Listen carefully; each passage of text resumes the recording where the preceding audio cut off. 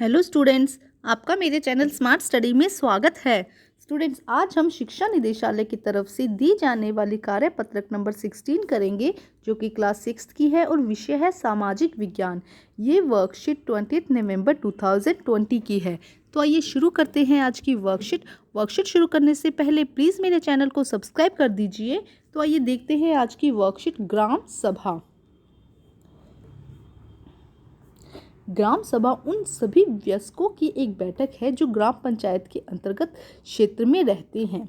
तो देखो क्या कहा गया कि ग्राम सभा उन सभी वयस्कों की एक बैठक है। एक वयस्क मतलब कि जिसकी एज 18 वर्ष से ऊपर हो चुकी है, उन सभी वयस्कों की एक सभा है, एक बैठक है, जहां ग्राम पंचायत जो क्षेत्र ग्राम पंचायत के अंतर्गत आते हैं। यह केवल एक गाँव या कुछ गाँव हो सकते हैं, या तो वो एक ही गाँव में हो सकती है ग्राम सभा, या कुछ गाँव मिलकर क्या कर सकते हैं, एक सभा, एक बैठक बिठा सकते हैं जिसमें क्या हो, जिसमें ग्राम पंचायत के क्षेत्र के अंतर्गत आते हैं। कुछ राज्य में प्रत्येक गांव के लिए एक गांव की बैठक आयोजित की जाती है। तो देखो कुछ राज्यों में क्या किया गया कि प्रत्येक गांव के लिए ग्राम सभा बना दी गई है, जो वो वहाँ की बैठक करती है।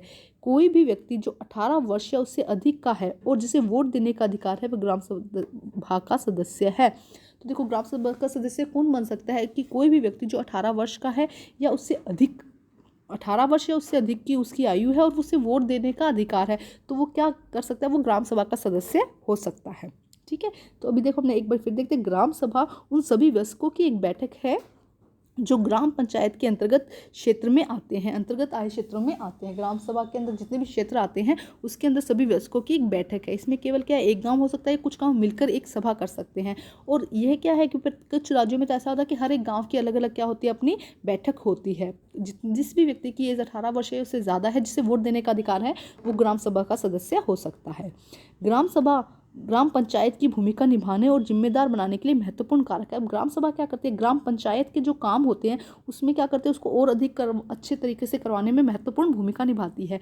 यह वह स्थान है जहां ग्राम पंचायत के काम के लिए सभी योजनाओं को लागू करने के सामने लोगों के सामने रखा जाता है। अब देखो ग्राम सभा क्या है कि कोई काम पंचायत ने बोल दिया कि ऐसे ऐसे काम करेंगे, तो उस काम को लोगों के सामने रखना, भाई लोगों को तो बताना है ना, यहाँ पे हम एक पार्क बनाने जा रहे हैं, तो ये काम जैसे लोगों को बताना है, उनकी सहमति भी चाहिए होगी, तो ये काम कौन करता है, ग्राम सभा। तो देखो क्या लिखा गया है, ग्राम सभा ग्राम पंचायत को उसकी भूमिका निभाने और जिम्मेदार बनाने के लिए एक महत्वपूर्ण कारक है। यह वह स्थान है जहां ग्राम पंचायत के काम के लिए सभी योजनाओं को लागू लोगों के सामने रखा जाता है। जितनी भी ग्राम पंचायत की जो योजनाएं हैं, जो वो सोच रहे हैं कि हम ऐसा करेंगे, गांव के लिए अच्छा ऐसा करेंगे, तो उसको लोगों के सामने रखा जाता है।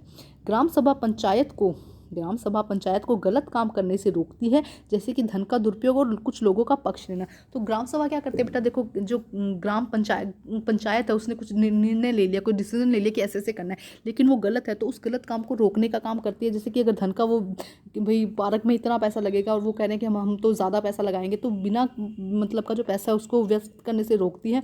और कुछ लोगों का पक्ष लेने में, जैसे कि कोई बात हो गई है तो किसी को पक्ष लेने में रोकती है। वो क्या करती है, एक सुपरवाइजर के जैसे कि जो कर रहे हैं उसको ध्यान रखती है।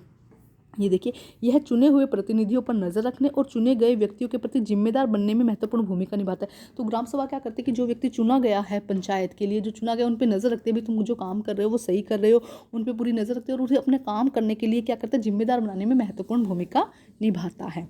अब देखिए, कुछ राज्यों में ग्राम सभा निर्माण और विकास समितियों जैसी समितियां बनाती हैं। अब कुछ राज्यों में क्या होता है, जो ग्राम सभाएं हैं ना, उनमें उन्हें कहते हैं कि निर्माण और विकास जैसी समितियां बना ली, मतलब निर्माण का और विकास का काम कौन कौन देखेंगी, ग्राम सभा।